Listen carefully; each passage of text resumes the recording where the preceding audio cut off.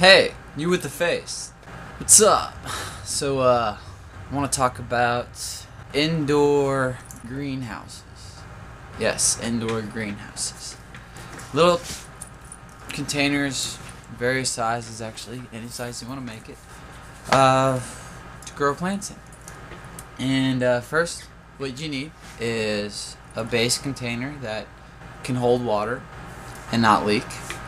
Then you need to have a light fixture on the top, and you need to also figure in ventilation. I'm going to show you two different ones I've made, and I will talk about them a bit. Alright, here is a fish tank converted into a little indoor greenhouse, and as you can see, the top has got some wood structure based around it, and right there I have a fan. It's a computer fan, and I used a 5-volt power cable to run it, so it pulls fresh air in. And then over here I have the exhaust, and on top you will see I have the light bulb fixtures and a power on-off switch with a brightness adjustment, so you can adjust how bright you want the sunlight.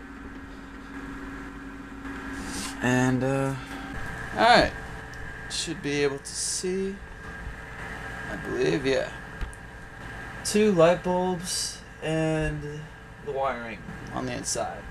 Now that was my first indoor greenhouse project, and I've grown yarrow, thyme, some like herbs and stuff like that in there. Right now I'm growing turnips. And this is my first time growing turnips, so I might not be treating them the best as far as the amount of sunlight and water, but I'm learning. But that was just a start. I wanted to make something so much better. I wanted to make the perfect growing environment, and so basically I decided I wanted to grow the world's largest tomato. So that's what I'm trying to do, and this is what I did. I bought a trash can, 33-gallon trash can. You can find a cheap one at a store somewhere. And then you want to get of course, the lighting. And I got one of those cylinder aluminum dome outdoor lights that had the clip on it. And I took the clip off, and I put a hole in the lid of the trash can, and then secured the light so the dome fixture's on the inside. And then I made a air intake and some exhaust holes. The air intake is the vent for a dryer that you see on the outside of the house with the little angle down. I put that on the trash can. I took a 4-inch fan from Walmart, cost about $6-7. Took that apart, installed the fan inside the vent, pulling the air inside and down. And then I put some holes in the top of the trash can lid for ventilation, so it pulls air in constantly and circulates the air out through the top, and since heat rises, it keeps it cooler. Alright, now here I'm going to show you. So here's a trash can. As you can see, this actually came with the light. It held the clip onto the light that snaps on the thing. It's the power cord running out. Prepare to be blinded. There is the dome light fixture. I went ahead and I bought some white spray, and I bought white spray that's made for high heat, 2,000 degrees Fahrenheit, I believe. But one thing you need to make sure about is make sure you're not growing plants and then you paint, because it'll be toxic. It'll kill anything you have, even if you let it sit for like a day or so. You have to get the painting done, wait like several days, and then you can try. Alright, I'm going to show you the inside. I've got some tomato plants growing, and I have about maybe 1.5 foot of dirt in there. Yes, and the tomato plants are growing rather well. And you can see the ventilation intake. I put silicone around the edges. I did not need to, but I went ahead and did it anyway. Now, a cool fact, if you spray an aerosol paint spray inside a container and it fills up with fumes, it makes a really cool explosion when you light it with a lighter. It's fun. You gotta try it. Basically, this is a 100-watt light bulb. You can get it from a pet store. They have it for iguana cages and stuff. And you gotta get one that's like a light bulb that's got some blue.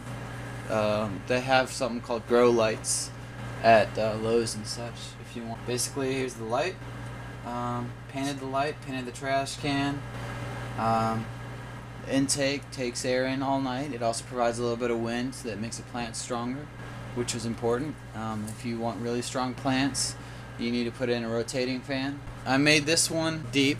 The reason I made this deep is so I could put a lot of water in and the roots will grow deep and it'll make a healthier plant.